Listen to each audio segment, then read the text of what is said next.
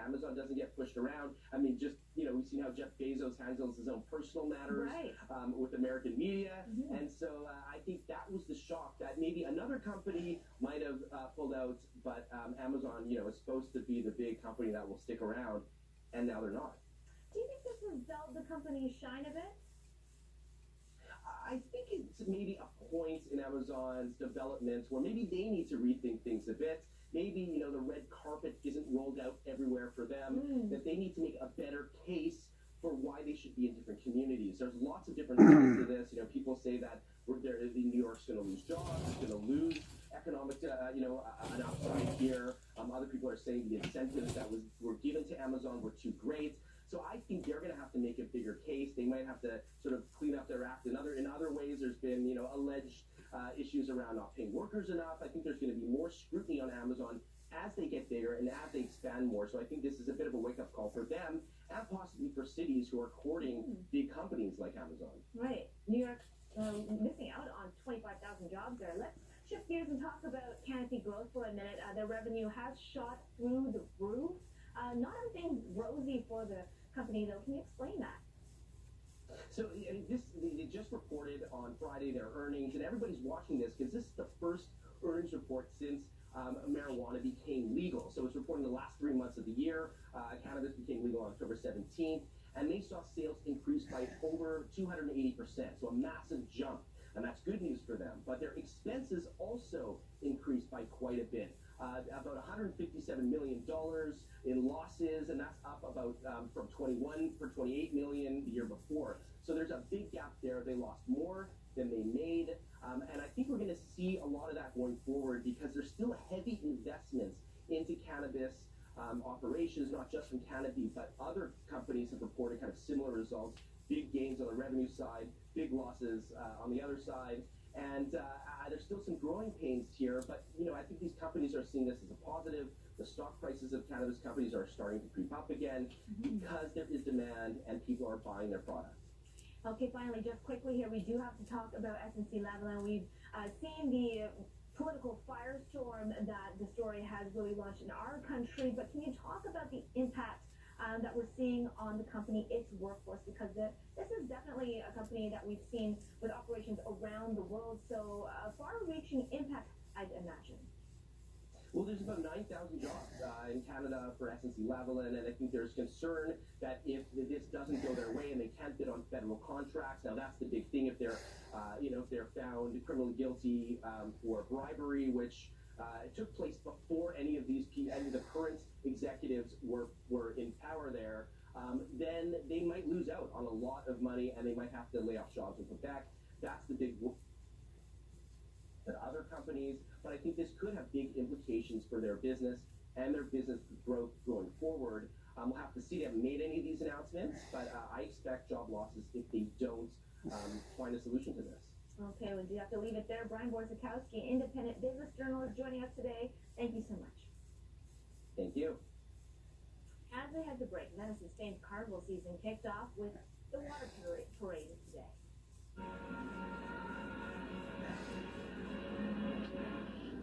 Thousands of people from all over the world lined the Cannaregio Canal to watch this year's parade. Features a giant moon balloon carrying a caravella, small sailing ship dating back to the 15th century. You're watching CTV News Channel. Top stories next.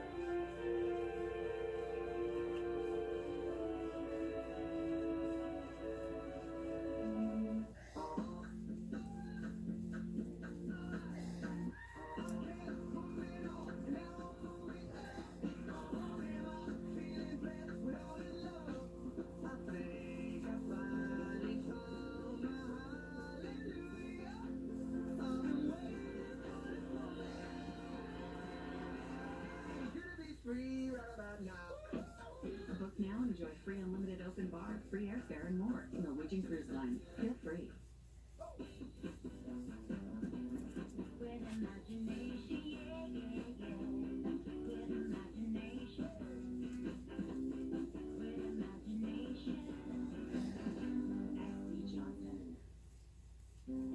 Salonpas 12 Hour has treated countless aches and pains. Now we put the same dual ingredient formula in new Salonpas jet spray. One medicine freezes pain, while another keeps it away. Try Salonpas today.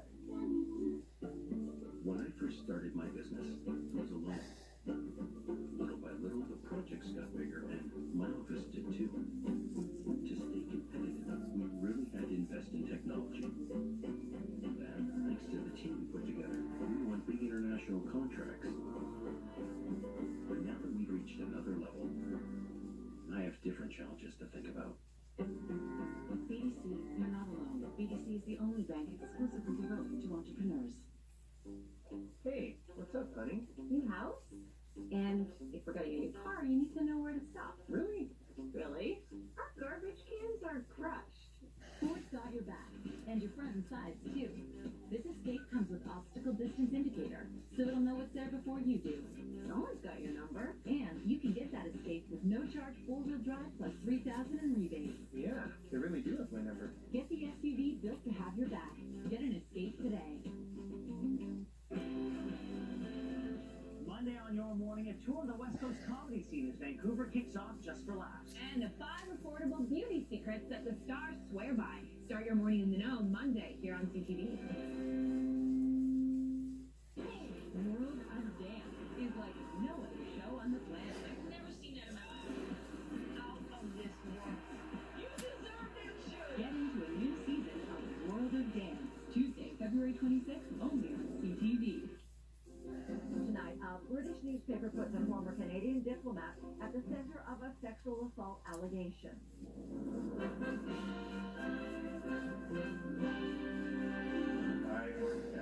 The retired High Commissioner to the UK and former BC Premier accused of groping an embassy worker. The reported incident under investigation.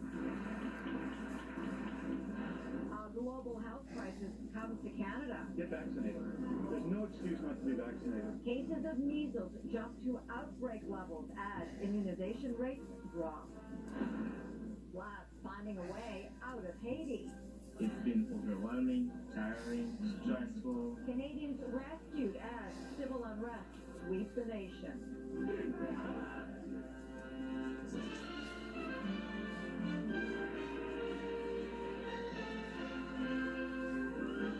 CTV National News with Sandy Ronaldo. Good evening. We begin tonight with startling allegations against the former Premier of British Columbia, Gordon Campbell.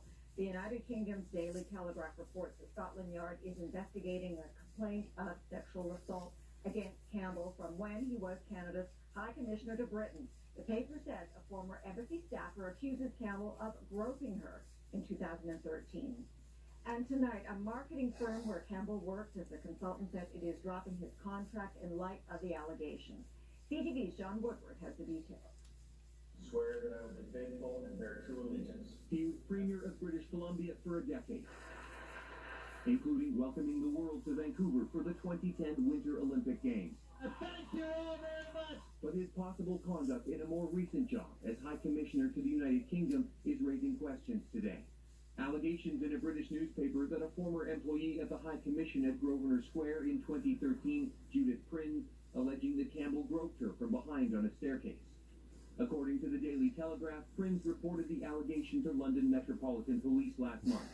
Scotland Yard confirming a 54-year-old woman contacted police on the 3rd of January 2019 and alleged she had been sexually assaulted at an address in Grosvenor Square.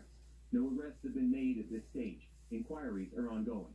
A spokesperson for Campbell claims the incident was already investigated, adding this complaint was transparently disclosed and became the subject of a full due diligence investigation at the time by the Government of Canada and was found to be without merit. It's not the first time Campbell has been in trouble with the law, fined in Hawaii in 2003 for drunk driving. He apologized. His colleagues stood by him then. Sorry, thank you very much. Though Edelman, a PR firm run by his former press secretary, Bridget Anderson, says In light of the recent allegations, Edelman and Mr. Campbell have mutually decided to suspend their consulting arrangement until the police investigation in the UK is complete.